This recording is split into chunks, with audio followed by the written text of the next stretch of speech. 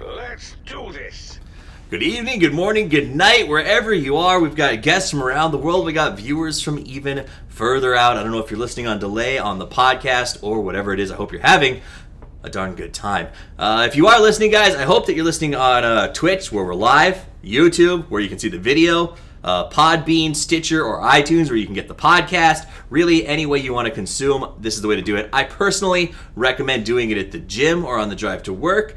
I can't tell you if it's functional to do it at the gym, because I myself avoid the gym like the plague, but you know, maybe somebody else would enjoy it on a treadmill. So check it out for sure. A big shout out to our sponsors who made this possible, and by that I mean sent over the motherboard I needed to keep my computer running, and that is Asus Republic of Gamers, Razer for a couple of mice and some keyboards, and of course the guys over at Awesome for helping to design all the overlays and getting us up and running in the first place. Now, my name is Toffees. You can find me at Toffees TV. If you give a shit, you probably don't. The real reason you're here is to listen to the guys hanging out with me talk about PUBG. Those guys up above me right now are none other than Method's RaptorDaRaptor. How you doing tonight, sir?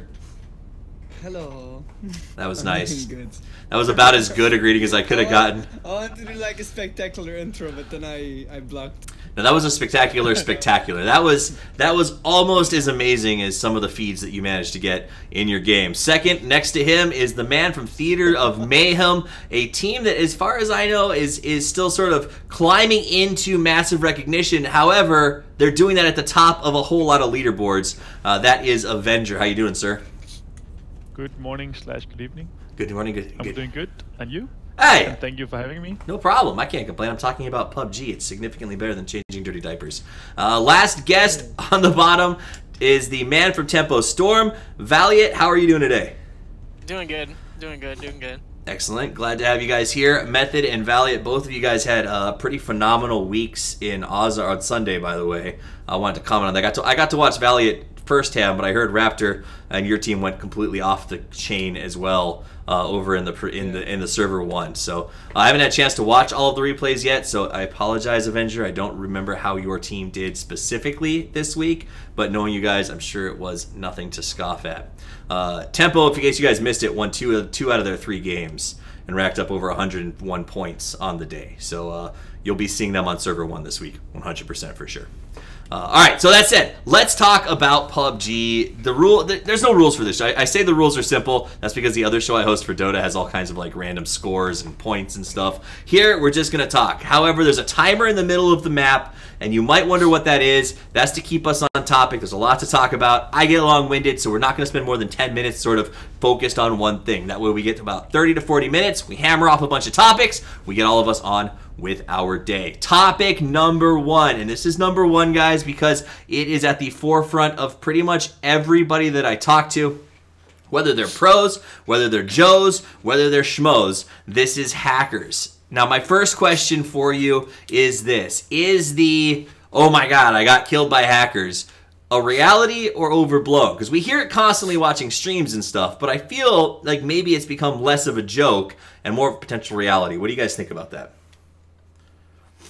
I think it depends on like when somebody newer in this game says it. I think a lot of times they overrate it, and like I've seen a lot of like newer players say like, oh, it's a hacker, but it's a big issue right now. And I think if most of the top players, when they say it's a hacker, it's an actual hacker, and it's happening a lot. And the best scenario is Bunny 227. I think that was like the best example. Like, yeah, there is an issue. If somebody like that could just blatantly hack and get into tournaments, that's when it turns into an issue, in my opinion. Absolutely. And we'll talk specifically about what you guys think we should do about tournaments in a second, because I think that that's also a big question. This is not your typical game. It's not CSGO where it's, you know, one team versus one team. If a team gets caught hacking, it's an obvious win, you know, do not pass go sort of scenario. I will say that I was curious about the hacker thing, right? Because everybody talks about it. You're like, there's no way it's that bad.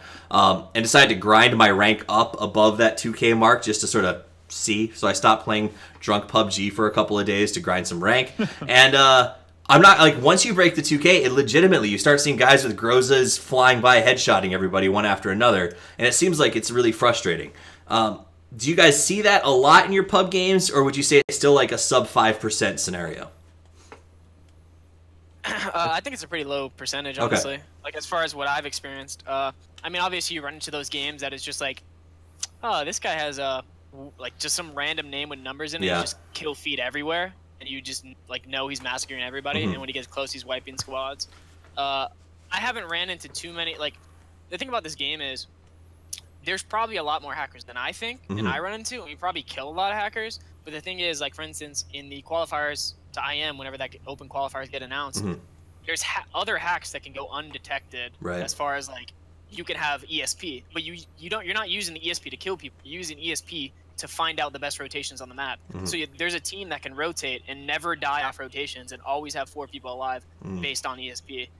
So like, I think there's more cheats in the game than I think, but as far as like blatant cheaters causing me losses, it doesn't happen too much. So for the common listeners, because you guys are usually ahead of the curve, right? So like, you guys knew about the red dot AK issues before it sort of became mainstream. What is ESP? A lot of us have heard of aim assist or speed hackers. What is ESP, just for the benefit of everybody who's listening? I think it's extrasensory. Well, I know what extrasensory perception is. I mean, like, what's the hack give you? Oh, well, I mean, I don't know what it gives you in this game, but I'd imagine it just gives you, like, are you saying, like, what advantage, or, like, what does it do? Like, it shows you where people are on the map. I guess it might be, like, you can tick it to, like, 300 meters, you can see everyone next to you. So as you're rotating, you can see, it's kind of like the spectator mode. Everyone has an outlined yellow line around their bodies. So I guess it's kind of like you're in spectator mode, but in the game at the same time, so you can see where everyone is through walls. Brutal. And I guess it could outline cars and stuff, so it's just, yeah. I actually have I have quite some knowledge on the hacks, how they work, because so basically what I have, one of my friends, and I don't say it's a good thing, but he actually is a guy who bought one of the most expensive cheats, and he actually was the one who kept me up to date on how these cheats work. So basically right now the way the cheats work is like this. The hackers, what they see is they see everybody just like a normal wall hack, but they also see how many meters and stuff they see. So they see cars, they see loot drops, they see whether a crate is looted or unlooted. And you can there's so many settings to these cheats that, like, so much more than your conventional wall kick you used to have in, like, for example, I don't know what, Call of Duty or something. Right. So you really have like the meters and everything. Just everything is right now in that cheat. Interesting. That's what I know. And that's something that's hideable, right? We see the WG blah blah blah guy getting 26,000 kills, but he's just advertising. His job is just to sell advertising. So you can hide that. You can hide that super easily if you just like don't go for the blatant cheats. If you don't activate your aimbot, it's easy to hide it. You know, when you're like, let's say you would have a wall hack, you would just not look at the guy with your character. You would just look to the right and act like nothing is happening, but in your head you know where the other guy is. Right. That's what you're gonna do. So and you know, like, it gives you, like, the ESP gives you options to, like, you can just, you know how to work angles, you know how to wrap hills, you know how to win games off your gun skill alone, just because you know how to take every fight to your advantage when you're up 4-man. So that's pretty brutal. No, that makes perfect sense. I mean, it's one of those things, like, let's just jump right into talking about this in terms of the pro scene. So we have one person that, and we'll say allegedly, just because I've seen the video and it seems pretty clear, but nobody's making an official statement about it. They pulled their roster immediately from the tournament that it happened in and denied all ties to who these guys were. It was fake accounts or new accounts on Steam, apparently. So literally everything that could possibly go off is a blaring alarm has gone off. But we've seen it now in a pro game. What happens, and here's the two questions. A, how can we try to police this, right? Because we know that people, even in, let's talk CSGO once upon a time, top players in large tournaments have been caught of doing things like using aim assist over there. And that's an established scene. So how do we, A, sort of work together to keep this from happening? And B, what do you do when someone is caught hacking, right? Because at the end of the day, like, they cancel the tournament because you can't go back and say replay all of those rounds. It's kind of unfair to the other 19 teams who weren't hacking that maybe died to them and lost points, so on and so forth. Yeah, exactly. Yeah, that's the sketchy part about that. Like, that was our issue with, like, open qualifiers for ESL, because it's like in CSGO, for instance, if a team like, let's say people are accused of cheating and it's just a 5v, like, just a regular match of CSGO. They play it out, best of 3, game ends. Somebody might get, like, I guess people determine. If they're not VAC banned, it's really hard to have an adamant decision on who to get banned because there's so much stuff that goes into it.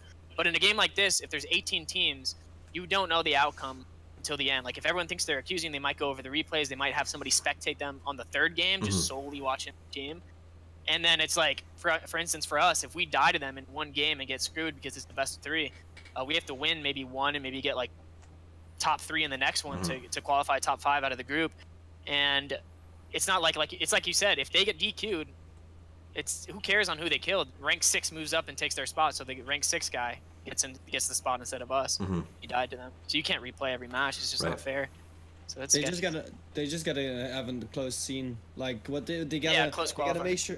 Yeah, close qualifiers, and just towards the future, they gotta make very strict rules. If you get caught cheating in somewhat way, you're banned for life from this game. Like they don't need to make it. Oh, you're gonna be back after this. Like they need to just work more towards like every single player, every single pro player. If you want to go pro, you're gonna have to go through a lot of like hustle to actually get there. And then like everything is like connected to your actual idea who you are in real life.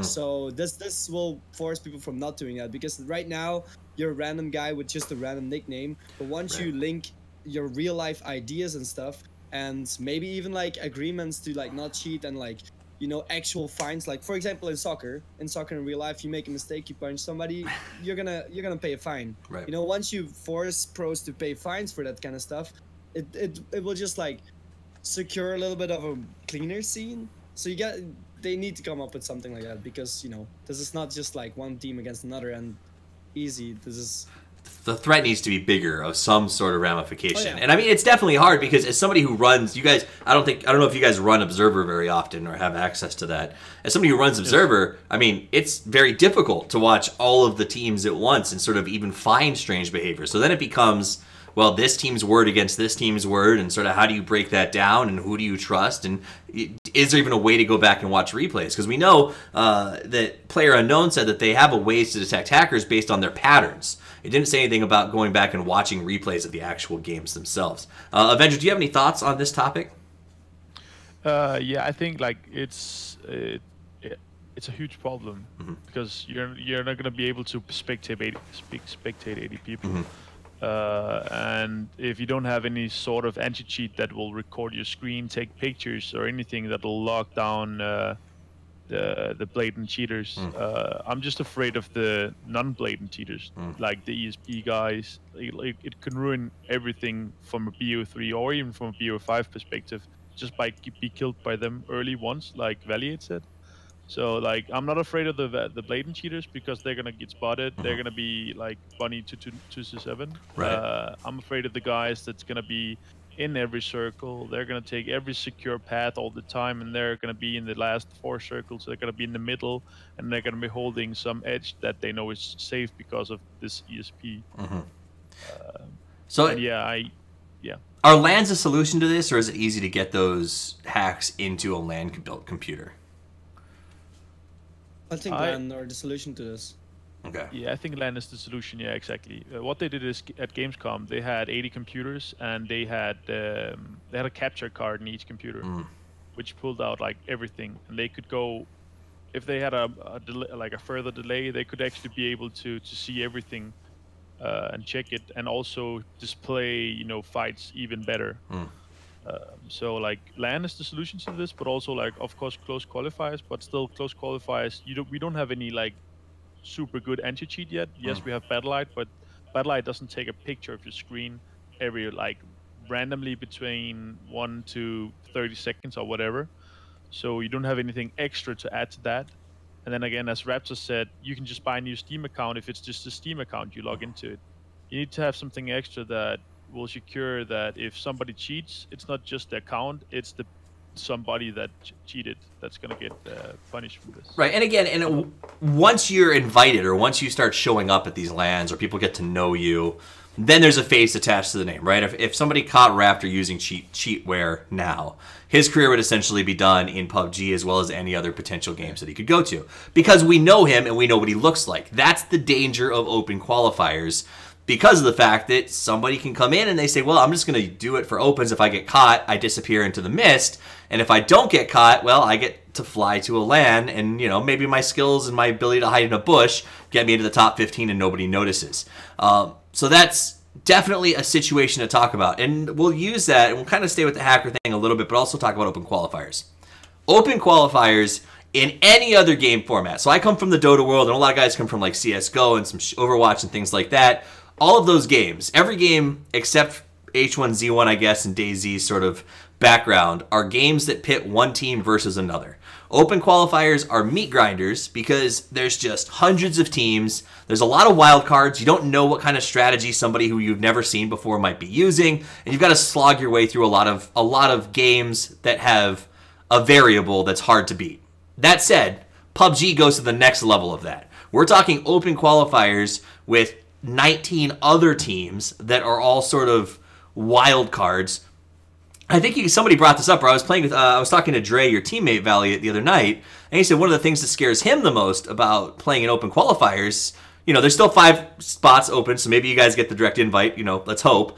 That said, playing in open qualifiers, like, you don't know what these guys' strategy is. They could be complete scrubs who are just, like, driving around spraying UMPs out their window and get a lucky shot, It's one of those things where, like, how do you deal with that mentally? I assume that you guys are already thinking about opens and, like, dealing with that, assuming you're not going to get the invite, potentially. How do you prepare yourself for something like that? You can't really prepare yourself for something like that. I mean, you just have to pretty much play as a team, put yourself in hectic situations as much as you can. Make sure that the worst scenarios, put yourself always in bad scenarios. Don't really care about ranked matches, leaderboards, unless you're trying to get signed, I guess, because orgs look at that. But you want to put yourself in as many hectic situations so the comms don't, like, when you're in those situations, you can have clear comms. People know who to listen to, whose voice to pick out, what to listen to. Because what's going to happen is, in these high-level games, tendencies of people. You can look over VODs, you can see what spots are usually taken, how fast people take spots, how people rotate, the timings they use. You know exactly which routes to take and what are the best routes to take to get to the other side of the map. But when you're playing against a bunch of bad players who have no clue how to play the game, don't know how to look for cars, don't know anything,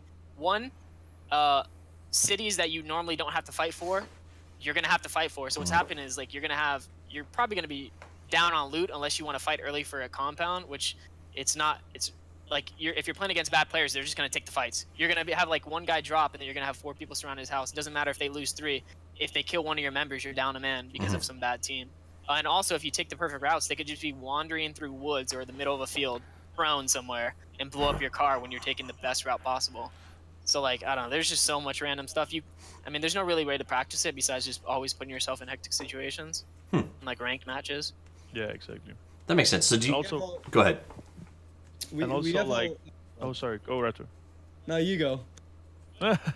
Also, like, what I've been thinking, not just about the hackers, but also like, you have to put yourself through every thinkable situation. You can analyze, like, if you play awesome, about 15, 17 teams you're playing against. You can analyze from previous games, but as Valliate said, like, they could be standing behind a shack, 3 guys just, like, coming at you from out. They're gonna be, like, camping outside the zone because they didn't find a car. There's so many, like, possible scenarios that you're gonna have to try to play against or train, but it's just gonna be so hard. But also, I want to touch upon like the open qualifiers. I also think, or don't hope for it, but I think that's gonna be somebody, like, gonna be there with a team he doesn't know or whatever, just to prove a point, just to get his 15 minutes of fame, like, be putting out a ESP or a blatant cheat or whatever, just to prove a point. That's why I hope for, some kind of format change or close qualifiers for people that have already been in top of the leaderboards or in top of online tournaments such as Awesome or PUBG Online. And it's go ahead, Raptor. There's nothing wrong even with, like, making it close qualifiers, because the thing is like this: there's so many tournaments right now where beginning teams can prove themselves. There's no need for us to say, like, hey, everybody deserves a chance, because everybody does not deserve a chance. If you're a new team, I'm sorry, but you gotta prove yourself somehow first, And we did one qualifier already before, and that was for Legends Arena, where we actually played against, like, newer teams that we never heard of before. And what we could feel is, this was not like, hey, we have to do this amazing move, we have to do this amazing flank to win this game. The only thing we had to do was just shoot like we are playing in a public game. We had first place, 10th place, and first place. And the only reason why we got 10th place in that second game was because the only other good team that was in that tournament was in the compound that we engaged on. That was the only reason else we would have had 3 first place. It was just cake. And the thing is like this, with closed qualifiers, you're gonna have a way more competitive thing. It is easy to make closed qualifiers. It's like, even if you pick 40 teams right now, it's super easy to pick 40 teams. And there's such a big difference. So, I don't know. I just think everybody needs to prove themselves off this IEM thing first, before you even should be, you know, like, hey, I deserve to try to qualify for IEM. You don't if you don't play, seriously. You know? And I think, I'm sorry, go ahead. We'll get to my point later. I was just going to say, a good point Avenger said was, as far as proving, like some random guy proving his point is, I never really thought about it. Like, I was always aware of like cheaters being in the thing that could like mess us up in one game. But there's a lot of people out there who might just queue up with a random team and blatantly cheat, let's say methods and open qualifiers, hunt them down every game just to do it, just to stop them from going, because maybe he doesn't like RaptorDaRaptor, he said something on Twitter, I said something on Twitter, they don't like us, and they chase us down. And I mean, that's a possibility. It is a possibility. And I think that in the defense of the organizations putting on the tournaments, this is a new ball game. We've seen in other established scenes, coming from big, you know, Dota had a $25 million world championship a couple of months ago. So coming from established scenes, we've learned that open qualifiers are insanely popular among like player bases and viewers. Yeah. But this is a different kind of game. And I mean, like, the reason I came here is because I was like, man, I love the idea of like 80-person free-for-all, multiple teams, just sort of the organic nature of it. And in their defense, a lot of these tournaments, I think, are sort of coming up, right? Like, a lot of people know PUBG Online. A fair amount of people know, a lot of people know Awesome. They're starting to get to know Legends. They're starting to get to know VVV and a few others. And I think that the organizers maybe haven't had a chance to sort of see those. And it may be on the players to, at these events, talk to the organizers who are putting it on and say, hey, here's the tournaments that you need to check out. Here's where you need to be getting invites from.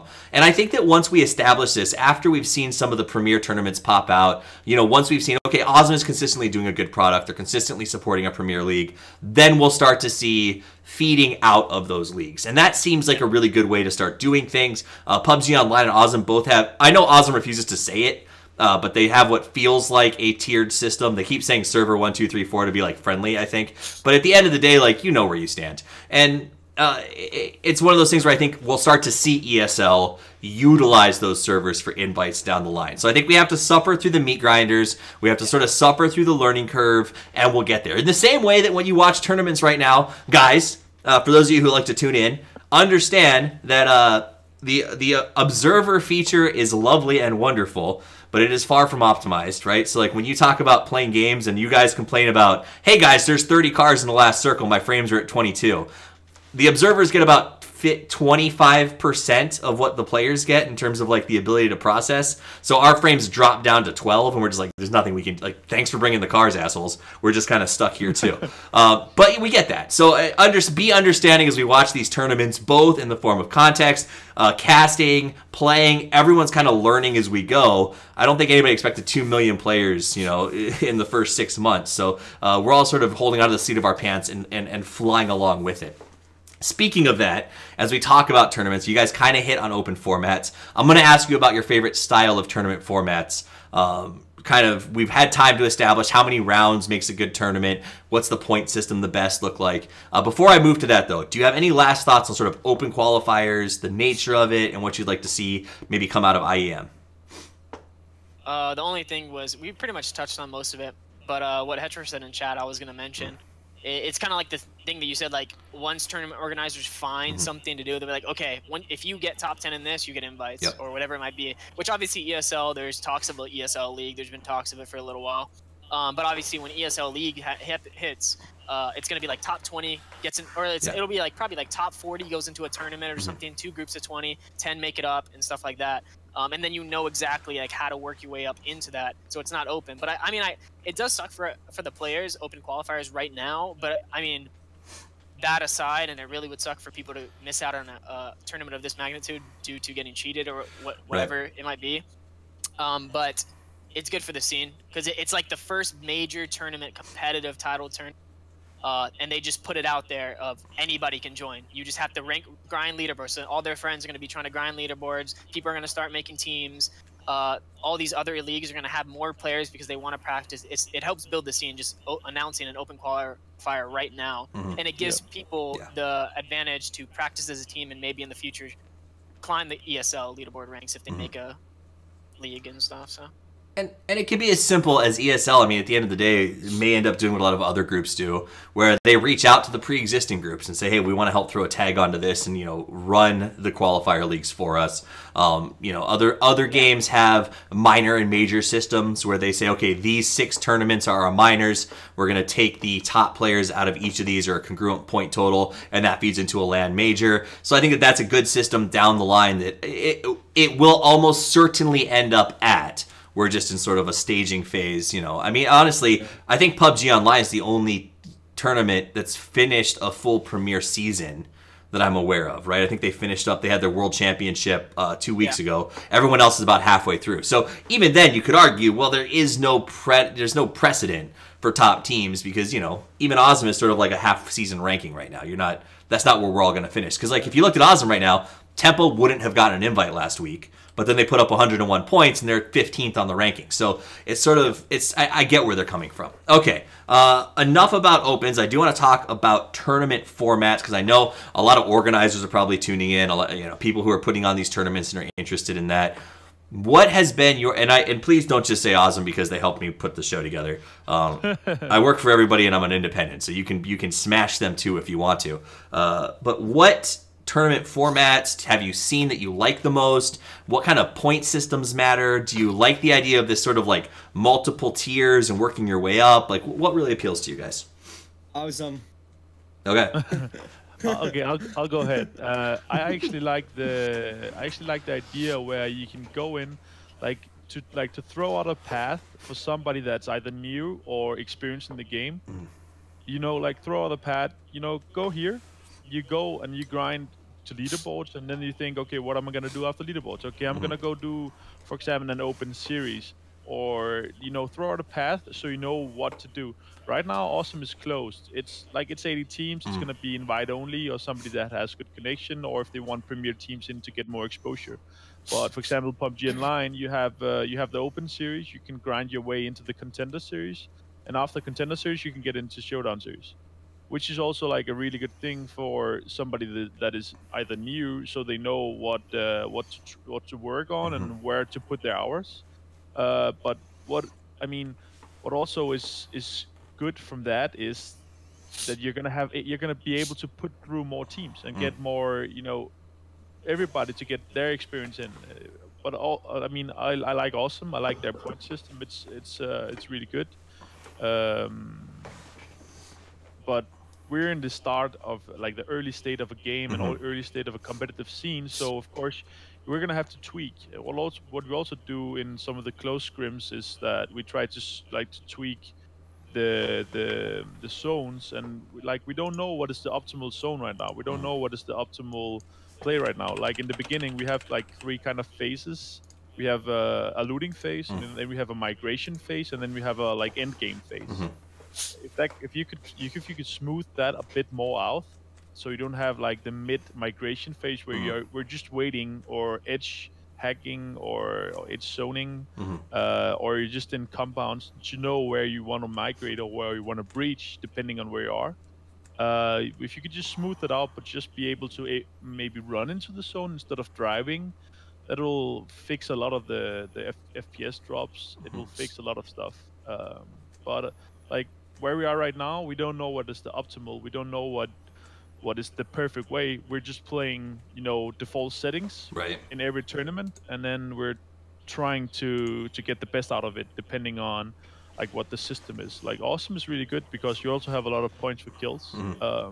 You need to be high up ranked before you actually get points. In PUBG Online, you get a lot of points just by coming 10th or 9th. So yeah. Go. You could go. Yeah, you go. So what I think that's the thing with what Avengers said is as well. This whole system, how PUBG Online works with the Open series, because Open, I think it runs 24/7, that you get a match every hour or something. and that way you can grind points pretty much. I think that's a really good way. So like you get leaderboard grinding, that's what everybody does. Then you get like an OP series that you can pretty much grind actually, and then you get into like you go higher and higher up. I think if you keep doing that, then you create a very good competitive scene for esport. But then I like that about PUBG Online, but what I like about Awesome is just their point system. So I think if you would have like a combination between them two, like the point system of Awesome and the whole system of like being able to build yourself up from PUBG Online, I think you get yourself an esport that is just gonna run so smooth. Like not looking at the game issues or anything, but just pure based on points. So it sounds, because in Awesome, you win, you get rewarded. So it sounds like a roadmap is important to you guys, or important to up and coming teams, and sort of how to get there. Do you think that there's a value to an elite league or some sort of pub system being put together that's just a place where people vouch you into? You sort of, the top players are invited to join, play together, get to know each other, get picked up by teams. Is that manageable in a PUBG like it is in other games?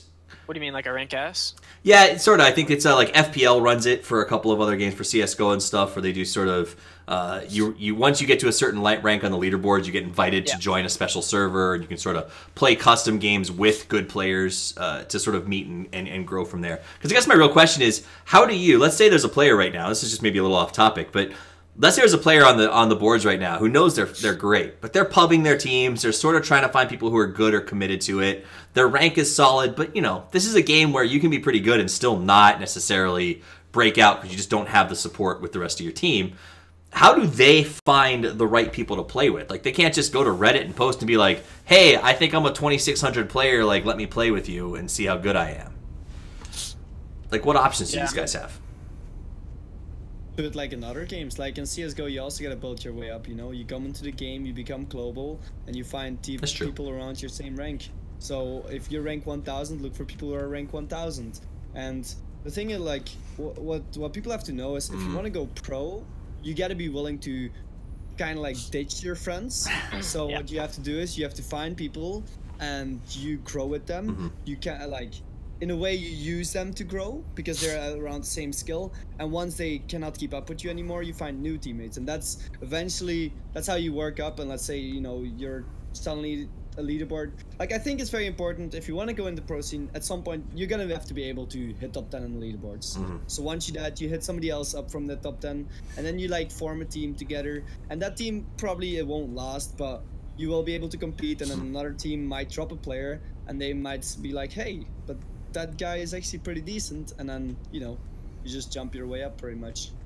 That makes sense. And now, so let's talk about the next logical jump. Is you put a team together that's pretty good, and you guys have to make the transition to organizations, because really, let's be honest, if you look at the Invite Direct, there's some great teams out there. We can talk about teams like Evolve or Theater or teams like that are consistently performing at the top of the game, but maybe aren't going to be considered for the direct invites because they don't have the promotional power of a large brand. Whether or not that's fair, it's the world we live in. So how do those teams make that transition? And the other question I have is, for teams that are maybe unsigned, are you hearing about these guys being unsigned because people aren't interested, or just because the contracts or the organizations that are coming to them maybe aren't coming to them with fair offers? There's multiple things. Obviously, I think a big thing is the offer, what people don't want. I think I mean, it's hard to speak on this, but I think a lot of people in this game that I know at the high level, or this is their first game they're competing in. They haven't been pro in other games. They haven't been semi-pro in other games. This is like the first game they're building their brand off. This is the first game that they reach top 10 in, the first game that they're actually competing high level in. And they don't really know what to look for, when to talk to orgs, how to talk to orgs, what to ask for. They might be asking ballparking way too much. They don't realize, like, let's say they're asking for just a ballpark number, like $5,000, just to throw that out there.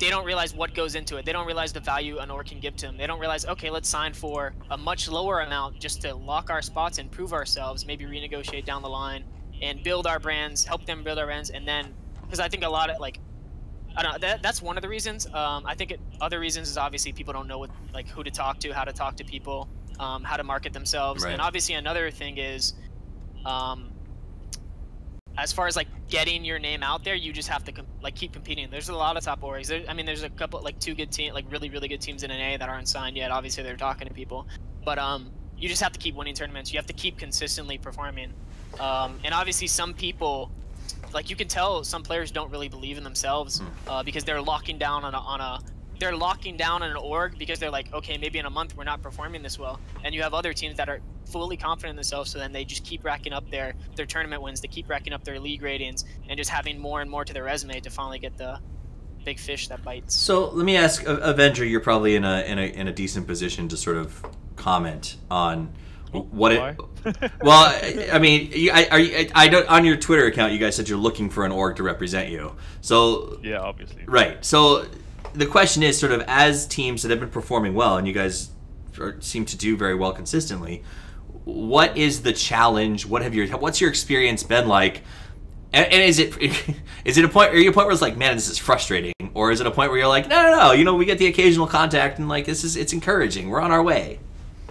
I mean, I'll elaborate as much as I can. Obviously, but yeah, down the line, like even just after Gamescom, where me and my duo mate, we got second in first person. We already got contacted there because, you know, some people out early, but yeah, after we started forming a team and started performing as a team, obviously we got contacted as well. What is also hard is that you, as Valliate said, you could possibly overestimate your value, and you don't see the whole value that an organization with a good size on it will actually contribute to you. And then you might run into other problem is that you get multiple offers and you don't know which to choose, because some might have a lot of money but not have such like a big name, and then another might be a huge name, like top 20 in the world in CS, for example, but they're not offering as much money. So depending on where you are, you need to take a decision. You need to talk to your team, like, if we do good consistent, what do we do? And also you can take another option, is that after you do good, you can reach out to either a possible manager that have experience in the field, or you could reach out directly to organizations. So I would recommend in any way talk to a manager. I will say that has experience in the field. As somebody who's been in esports for a while, if you are a team that is up and coming, I think a manager is one of the first big steps you can take to make sure that somebody is just watching your back. Even if it's waking your asses up to get to a tournament on time, it's incredibly important to have somebody who sort of manages or dots the I's and crosses the T's. That said, Avenger, I don't want to come straight out and be like, "Where are your offers from?" But is that something where, just to encourage teams that are sort of building their brand or trying to build a brand, that's so you feel like you guys have, since you started to represent yourselves well, started to be contacted, like you have had interest, and there's an encouragement out there for those who are trying to grow their teams, that it's not a closed system? Oh yeah, definitely. Like, even though you might have contacts or you know people, there is a big, if you prove yourself, you will be able to reach out or be like contacted. You just gotta be open about your position, like all of your free agents. You gotta make you gotta be socially active on social media. You gotta like expose yourself in every way possible positively. And like also why we made the team Twitter is also to of course like get our names out there, but also to be able to be contacted that way. We got contacted before, and we contacted other orgs before we did it, but it's also like, it's a nice way that you can, that's also why like orgs don't have, like, they have one big Twitter, so they can reach out to people in multiple ways, and even get like Counter-Strike watchers, fans to go over to PUBG if they have a huge community. So that's also what we're looking at. So are you guys going to be signed by the time that you get to IEM? Is it on the table? There's an organization or two that you're yeah. Okay. Yeah, we are. Good. We are going to sign with that org before. Awesome. I mean, obviously, I won't dig any deeper about that because we want to save the announcement for those guys. But that's good to hear. It's good to hear that people are entering the scene. Do you guys have any comments or just maybe real quick tips for people coming in as to like what equates a good offer or what to avoid, like the plague, in terms of these organizations that are sort of showing up to the game for the first time? Or is it, let's not talk about it. I don't want to talk about how much money I make. Sort of shit. When I first signed for myself, there was one thing I was always very clear on: do not sign for a free jersey contract. That's like the biggest thing to look for. Like every single person is gonna offer you a free jersey. Every single person is gonna say, I'm gonna pay for your ticket when you go to a big major. But you gotta realize that stuff, every single org is gonna give that to you. You gotta make sure to look for something that makes that org unique to you. Whether it's like for me, Method, the reason why I signed to Method over like another in terms of following a way bigger org was because Method had so many connections. Their networking is like amazing compared to a lot of orgs, and that's why they stood out for me there. And I think one of the most important thing is just make sure you're not stuck to the contract for too long unless you get paid enough for it, and just make sure there's renegotiations and a good buyout. And also it's really cool to see a big number to be like, oh yeah, my buyout is 20,000, and be like, yeah, this is pretty cool. I am worth 20,000. But what you got to realize is when it comes down to a contract, don't let your ego take over and just be very realistic. Like, be realistic on the sense like this could go wrong, and always think with every single sentence, what if they want to fuck me over? What if the team doesn't work out? Because literally 9 out of 10 times the lineup you have right now is not going to be the lineup that you're going to have in 1 year. That's just esports. So True. I think these are the basic things. Yeah, and something I want to comment on is because we got signed, I guess, fairly early than most people. And the reason, like, we were pretty much like the top performing NA team. Like, we had best tournament results out of most NA teams, out of any NA team. We had like top 3 every tournament we placed. PUBG Online every season we played, we were ranked #1 by a large margin. And we were getting hit up by a bunch of orgs. We went to DreamHack Atlanta, won the Duos LAN tournament, and that was like a big thing for orgs as well. We were getting hit up by a lot of big names. And I guess, like, if you were to see on paper the top 5 people we got hit up on, and we chose TempoStorm out of that 5, people would be like, what? And then a big thing that came into our head was, like, just talking to them. I think the biggest thing when talking to org is to really truly feel them out and see if they actually believe it. Yeah. And they're not just getting into the game because it's big. Like, TempoStorm loves the game. Like, their entire management plays it. Reynad plays it nonstop. Their entire org plays it. Like, literally, like, in the first interviews with them, we were talking to everyone, joking around. The vibes felt good. There was other big name orgs that they were nice to talk to, but you can honestly just feel, like, get the vibe that they were just jumping into the game because they felt like it was gonna blow up, and you don't know down the road. Obviously, I'm full confident in our team's ability to perform. Full confident. I don't think we're gonna fall off in a year or anything. But you still have to have that in the back of your mind just to have your teams back. Maybe we have a rough patch for a month. And if you're with an org that you have good vibes, you know they love the game, they'll be with you through the rough patch. But if you stick with an org that is like a giant org that only cares about, I guess, winning, which is it's a big thing to care about. Yeah. Our mindsets align. But you don't want them to be like, if they don't truly care about the game, just to throw you to the side if you have a rough patch. Fair. So. Okay. Any last thoughts on that before we move on to what I think is probably going to be our last topic, is we're running short on time at this point? No? Yes. I just want to elaborate quickly what Raptor said also, like, with the free jersey mindset. What is also important for us, thinking like it's actually happening, like what happened to Valliate some time ago. We're getting some offers. We're talking with some big orgs, but also like the support. Not just money-wise, you want to be supported in many ways, not just peripherals, money.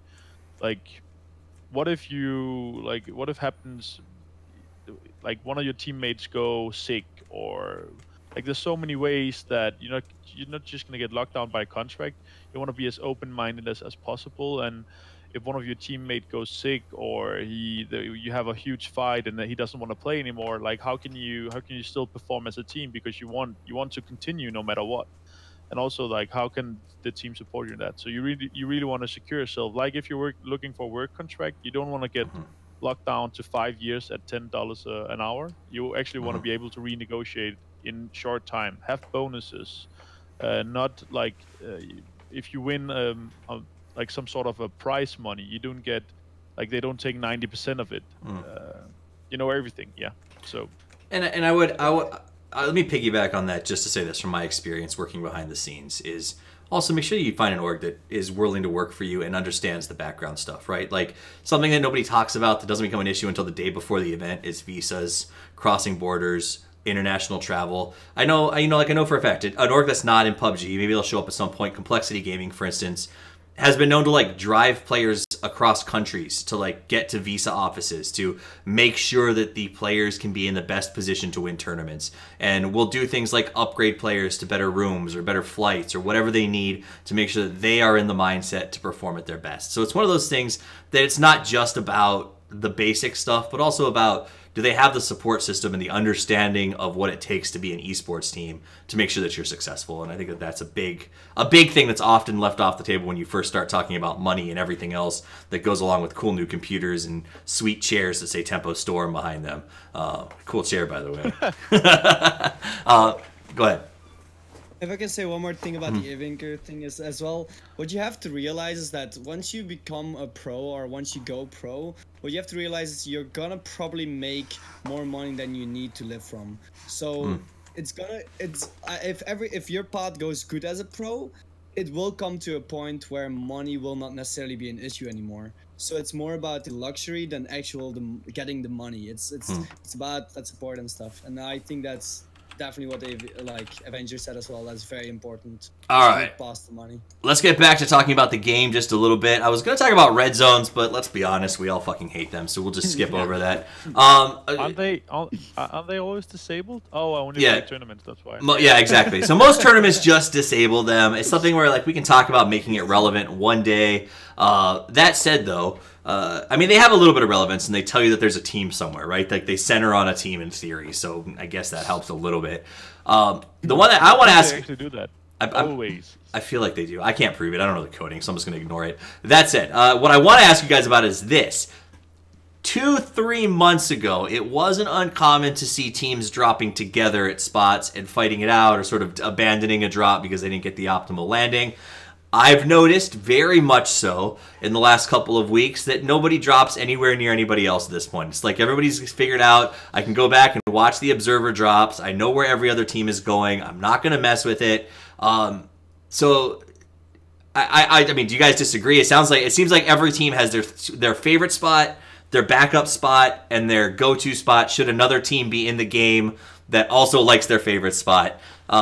And then that's just sort of the way the game works. So does that change the way that we should be treating this first circle? Should we be speeding it up? Should we be expanding it more? Like, how do we make that beginning of the game work better? Or do you think it works better because we now drop in our own places? It's part of meta development. Mm-hmm. Like, eventually teams are gonna... Oh, yeah, go. You go. You gotta... Well, like, you probably noticed that we dropped Pochinki at some point, right? Mm-hmm. So for us... well, you and every tier 2 team in the country. Go ahead. Yeah, so pretty much we had a lot of team issues because of this as well. Because like recently we decided to not have me only as an Indian leader. So now we do different stuff. But we decided I'm the Indian leader, and I said to the team, we are dropping Pochinki no matter how many teams are there. We don't care. We will drop there no matter what. Whether it's a team that wants Pochinki or not. Like I know that Forsen eSport, they really love to go Pochinki. And we are just like, well, you know what? We don't care. You can like Pochinki as much as you want. We literally lost matches just because I was too stubborn to give up Pochinki.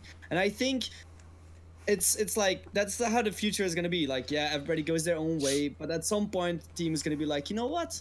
Let's try to upgrade a little bit. Let's try to upgrade, go to a bigger city. Let's contest the team that is now the winners of whatever city that is. So what you're saying is, yes, everyone's got their own spots, but at some point, someone's going to go, I think that I've become better than the team that has pissed on Yaz. And I'm going to kick them out of Yaz North, and it's going to be ours from now on, or something in that ballpark. Which is essentially you and Forzen are in a pissing match over who gets to have Pochinki for future tournaments, right? Because you want to have that established before you guys show up at IEM together, in theory. Because it... Go ahead, Val. The thing is, Forzen esports do not give up. Like they will finish you down. Like it doesn't matter. Like you'll drop and you'll be surrounded by 4 teams on the first floor by the time you pick up a pistol on the second floor. Like for instance, like Cloud9's not used to playing against Forzen, and I didn't know too much about them. Then I hear the European players talk about it, and it's the same thing. And Cloud9 drops Pachinki. They drop Pachinki twice, and like literally like they learned the hard way. Like they're not. If Forzen's in the lobby, you're not going Pachinki. The thing about Forzen, they don't care. They will all push you. Like they don't care. They will lose 3 players, and yes, their last player still hunt for you. Yeah, makes no sense. Yeah. But I think as far as like people having their spots is a relative thing as far as like Europe NA being split. But obviously when you go into open qualifiers, when you go into other of these tournaments, you're not used to playing with people. Maybe we go into the invite. TSM doesn't play tournaments. We don't know where they drop. They're probably like the thing is like you're always gonna you have to scout out people depending on plane drops, plane pass, what makes most sense for you guys. And if there's 100-player lobbies, obviously you're gonna have to fight for somebody. But usually at the end of the day, people are playing properly. They're scouting out drops and everything. One team dies early. That's it. Only one team dies early at a spot because they're too stubborn. They feel like, okay, we're gonna punk these guys out. We're gonna body them, and then everyone has that like, I'm taking South George from you. So yeah. That's pretty much it. Okay, so it's been meta development. It could sort of shift either way. It's been interesting to watch and kind of a lot of fun because to see like personalities come out through drops. Right, you've got the Raptor and Methods aggressive in your face. I'm gonna punch you in the face, Forzen style. And you got Liquid. It's like I'm happy to drop it 4 small complexes and gather up together later. It's not a big deal, and none of it's wrong. I think that's why I love PUBG. Right, because any of these strategies can work, and that's just highly entertaining to me. I don't necessarily love the drop Pachinki and lose half of your life, your heals, and your ammunition to get out of it alive, but to each their own. Adventurer, what do you guys think about this sort of like arranged drop patterns that we've seen lately? Well, the reason for us also dropping, like we have, as you said, we have 3 places. Like anywhere the plane goes, we will be able to drop one of those places, and we assess it as soon as we see the plane and like calculate the route. So we have like a set thing. But also like we don't want to do a 50-50 in the first 10 seconds because you're gonna be at some point you're gonna be stuck in the parachute, hanging over a electric pole. Yeah. Or you're gonna be hitting a roof, and then you're gonna be dropping from mid-size roof and then dropping to half HP. So what we're gonna do is like we don't want to take 50-50 chances. We want to favor the odds to our side. So it's a 60-40 or it's a 70-30, because you can go into a big house, you can go into an apartment, and you can find a pistol. Like I had a game. Actually, me and my duo mates, when we do duos pony, we had a game. Actually, we had 5 games in the last Curse Trials, which was like against us. Like we felt RNGs hated us for some reason. It was just ridiculous because everywhere we dropped 3 different places. Like everywhere in the map, we dropped George, we dropped Yasnaya, we dropped Pachinki, we even dropped military. Like everywhere we dropped, the circle was opposite. So we had to chase. Like 5 out of 5 games in the finals, we had to chase. And also when we went to big places, we could be. At some point, I went into 2 apartments and a tier 3 in Yasnaya, and I came out with 2 different pistols and full level 1. And meanwhile, another guy could go into a shit shack finding a M16 with 120 bullets because of the settings. So it's. I don't want to go 50-50. I want to favor the odds to my side. I want to be able to like. I don't mind dropping school and like go full ham with a shotgun, getting 10 kills. But in competitive matches, I want to favor the odds to my side. So that's why we drop places where we can like fully load in if you have slow computers, or be able to find like just a small enough setup so for it to be viable. That makes sense. Yeah. I mean, and it comes down to a lot of RNG at the beginning. I think just to your context, Ninjas in Pajamas got signed, 12 hours ago. They had a tournament 4 hours after they signed. And my heart went out to them a little bit because the first 2 games they played, they literally chased circles nonstop the entire match. Yeah. And it was like, it's brutal that you're trying to represent well the first time and all you're doing is getting shot at in cars for 20 minutes straight. So it's a downer. I guess it's a occupational hazard of not jumping pachinki, right? The upside of pachinki is you're always close to the circle. Yeah. I mean, I don't think you can blame that on circles. Like, Well, obviously, you can get circles fair. through 3 games in a row, but if you, there's ways around it. Like, There's there's been always- tournaments that we've been screwed. Let's like, not talk every about single that, circle. Valliate. Not yet. Yeah, true. After IM. After Yeah. Okay.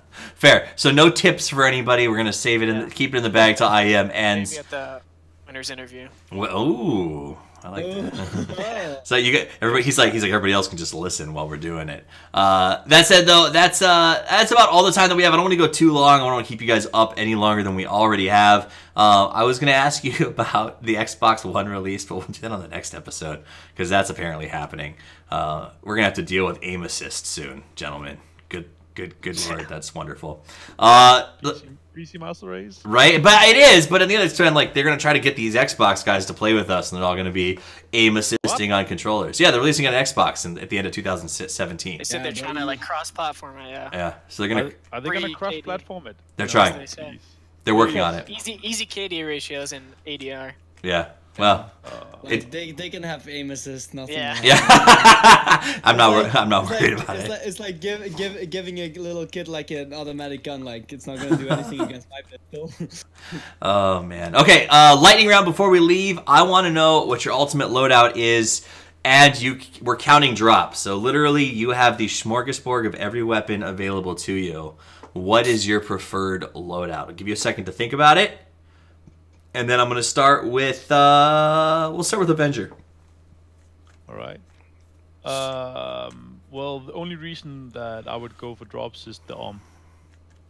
Okay. You know, you're gonna insta knock level 3 hits, and that's just so powerful, and that's the main reason. I like it. It's 10-20% chance. I don't know, but if you get an arm in a competitive match, you're gonna have 20 bullets of level 3 head knocking, and that's just so powerful. And obviously the scar with a compensator on it and a vertical grip. Obviously, And a red dot. obviously, he just throws that out there. So an Om and a Scar. I'm sure most people are going to say Om here, but you know I've seen people turn it down before. So Om and Scar for Avenger. Raptor, what's yours? Silence 10-4 and a pump shotgun. Really? Yeah. You're a crazy man. This is the- I still like that pump shotgun can be replaced with a Car 8, but it's just it has something, that pump shotgun. Just going around the corner and boom, boom, done. Like there's no fight. It's just over. People ask me sometimes, what kind of person drops pachinki? And I'm going to tell you, that's the kind of person that drops pachinki. The M4 pump shotgun ultimate loadout. And Valliate, what's your ultimate loadout? M16 comp extended, and or Car 98 and M16. Nice. People don't realize how strong burst fire is. They really don't. No. Man. It's insane. If you're good, if you're accurate. If you could get used to it. If you get used to it. I'll just say mine is an AWM and an M249 because I love blowing shit up. But that's there's nothing. I don't know. Good luck getting that. Well, I don't play comp with you guys. I play pubs, right? You say that, but last night I had 2 games, so it doesn't. It is what it is. Ghillie suit on with M249, just like literally blowing up pub cars as they drive by is like some of the best feelings in the world. 4 kills. You're like, this is amazing. That's why you gotta, if you're in a tournament, everyone's looking at stats. You gotta just time the last bullet. Have your team light them up, wait till they're reloading, get the last bullet. You get all 4 kills. And you're like, I'll be the guy that signed, and then I'll get you. I'll take the rest of you with me eventually. Yeah. That's hilarious. All right, guys. Well, go ahead. Another thing also for the arm, you also want the 15 times scope so you can read people's minds. It's sort of like having ESP in a scope form. Kind of, yeah. I've only gotten the 15 once that I've had it drop, and it was so discombobulating. I think I ended up throwing it on the ground and going back to an 8x because I was like, this is just too much for me to deal with right now. I don't want to see the boogers in this guy's face. Because let's be real, like an 8x pretty much covers the job most of the time. Oh yeah. All right. I honestly took RaptorDaRaptor for S12K 8 times on the S12K kind of guy. So you can look into their souls before you blast them away. He likes to look So down their 8 throats. times on the S12K. I'll think about it next time I face Forzen. Right? That's pretty hilarious. Which you will within a week. Yeah. Right. He's gonna do it. They're gonna clear 4s and out of Pachinki, and then I'm gonna get to obs him as he teabags the last guy with the 8x S12 out just to show off for us. We actually gave up on Pachinki. No joke. how can you stand against them? How? Yeah. I know, right? They're just random. Forsen isn't in tier 1 next week, so you can go back. Hey! Yeah. You can go back to Pachinki. They're gonna. Yeah, Pachinki, boys. They threw their bodies at Pachinki one too many times. That's the downside of stepping on your turf is that sometimes you lose the points doing that. Guys, I appreciate you being here. I do want to give a quick shout out to everybody who's listening. Thank you for making it possible. If you are listening on the podcast, please rate the show, follow, do all that other crap. If you're on Twitch, please follow button. Or if you're on YouTube, hit the subscribe. If you want to support the show, you can do that by subscribing to the channel, or you can go to patreon.com/Toffees and help keep the show running. I like to keep the lights on and the diapers on my kids. I do the show as a labor of love, but if you help me buy some diapers, I'll send you some bumper stickers and some fun stuff like that. So please consider checking that out, helping keep the lights on. As little as $1 a month can be totally helpful in sort of paying the hosting fees and all the other stuff that goes along with doing things like this. You can find me at Toffees TV. Now let's do a quick rundown. Guys, a quick chance for a shout out, a call out, and to sort of plug your Twitter or whatever else you feel like you need to. We'll go in reverse order, so Val, you're up first. I mean, it's pretty much just follow my Twitter and my Twitch. I'm gonna start streaming really soon. I just need a few computer parts, but my Twitter is just Twitter. It should be just Valliate on Twitter. My Twitch is Valliate on Twitch. I'd like to thank you for hosting the show. I think it's my second time. I had a lot of fun talking about the game and everything. And the people on the. It was nice talking to these guys too. I don't really get to talk to EU players as much, so yeah. It's because they have the weird EU money, anyway. Yeah. Raptor, what's your shout out shutdown? Thanks for having me on the show again. That's first, and shout out to my mom.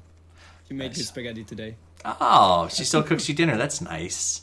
Yeah, nice. The life of a pro. Avenger.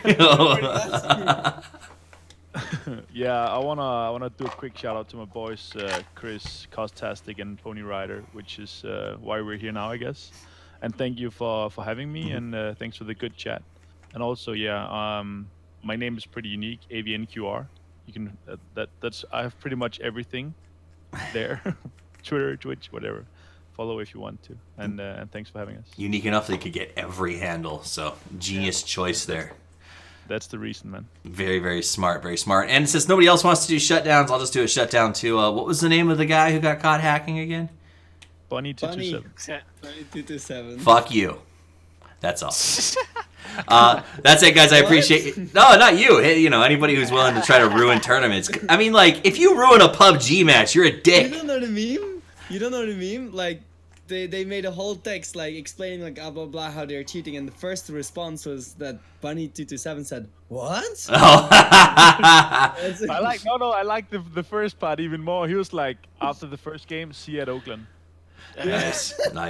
That was even better, man. Brutal. I mean, well, what can you do? Well, we just keep fighting back the best way we can with headshots when they don't see it coming, because nothing pisses a cheater off like getting headshotted while they're sitting behind a rock. God, it feels so good. That's it, guys. Have a wonderful night. Thank you for tuning in. I guess that's all I have to say. So play more PUBG, and as always, Toffee's out.